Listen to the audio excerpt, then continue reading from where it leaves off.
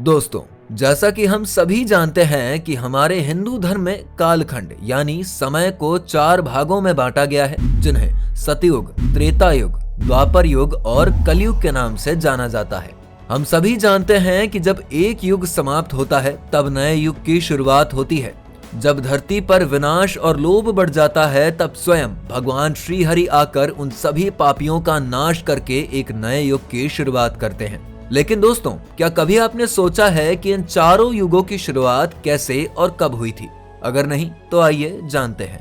हिंदू धर्म के शास्त्रों के अनुसार सबसे पहले सतयुग आया, फिर त्रेता युग, फिर द्वापर युग और उसके बाद कलयुग आया, जो कि अभी वर्तमान समय में चल ही रहा है।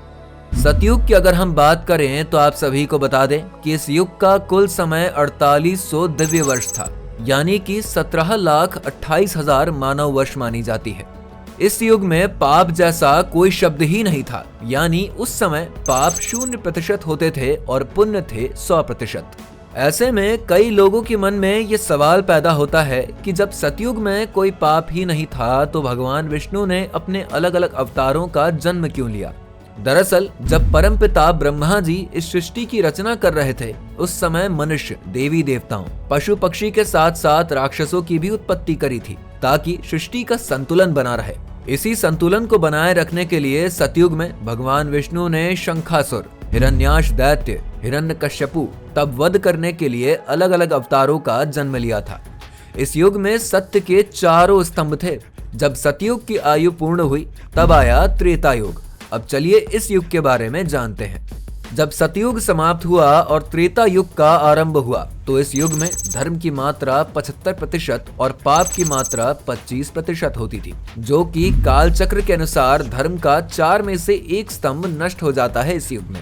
इस युग में भगवान विष्णु ने वामन, परशुराम और अंतिम में श्री राम के रूप में अवतार लिया और इन अवतारों के लेने की वजह थी वामन के रूप में राजा बलि का उद्धार करना, परशुराम के रूप में धर्मपथ से भटके हुए दुष्ट क्षत्रियों का नाश करके सबको धर्मपथ पर लाना, श्री राम के रूप में रावण का संहार करके इस समस्त पृथ्वी पर से रावण का आतंक मुक्त करना।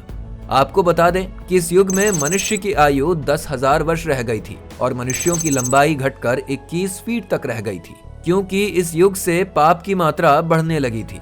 इस युग की आयु 12,96,000 वर्ष थी, जो समय अनुपात के अनुसार घट गई थी। इसके बाद द्वापर युग आता है। त्रेता युग समाप्त होने के बाद द्वापर युग की शुरुआत होती है।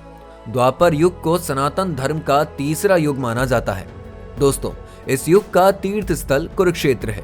इस युग में पाप की मात्रा बढ़कर 50% और पुण्य की मात्रा घटकर 50% हो गई थी। इस युग में मनुष्य की आयु घटकर 1000 वर्ष रह गई थी और मनुष्य की लंबाई 10 से 11 फीट ही रह गई थी। इस युग की आयु 8,64,000 वर्ष थी। इस युग के अंत में भगवान विष्णु ने श्री कृष्ण के रूप में अवतार लिया था और इस पृथ्वी पर से अधर्म का साम्राज्य मिटाया था। उसके कुछ वर्षों बाद कलयुग की शुरुआत होती है।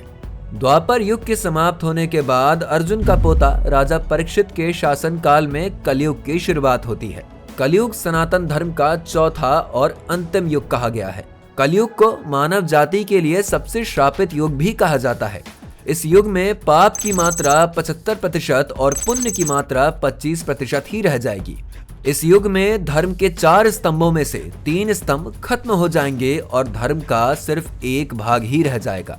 इस युग यानी कि कलयुग की आयु 4,32,000 साल है। इस युग में मनुष्य की आयु 100 वर्ष और उसकी लंबाई 5 से 6 फीट तक बताई गई है, जबकि कलयुग का अंत आते आते मनुष्य की आयु 10 से 12 वर्ष और इसकी लंबाई 5 से 7 इंच तक ही रह जाएगी, जबकि अभी तक कलयुग का प्रथम चरण ही चल रहा है। वैसे दोस्तों, वर्तमान समय में चल रहे कलयुग के बारे में आप क्या कहना चाहते हैं? हमें कमेंट सेक्शन में जरूर बताएं। वीडियो पसंद आई हो तो इसे लाइक और शेयर करके हमारे चैनल धर्म मिस्ट्री को सब्सक्राइब करें।